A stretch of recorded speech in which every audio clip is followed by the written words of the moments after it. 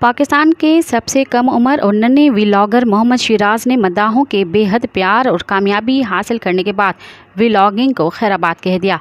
गिलगित बिल्तिस्तान से ताल्लुक़ रखने वाले नन्हे यूट्यूबर शिराज ने अपने यूट्यूब चैनल पर अपना आखिरी व्लॉग पोस्ट किया और सोशल मीडिया की दुनिया से किनारा कशी का ऐलान किया।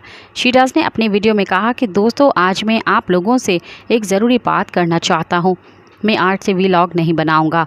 उन्होंने वजह बताते हुए कहा कि मेरे अबू ने कहा है कि अब कुछ अर्सा ये वीडियोस बनाना बिल्कुल ख़त्म कर दो और सिर्फ पढ़ाई पर तवज्जो दो। बहुत ही दुख के साथ शिराज ने कहा कि लेकिन मुझे तो व्लॉग बनाने का बहुत शौक़ है, लेकिन मैं क्या करूं।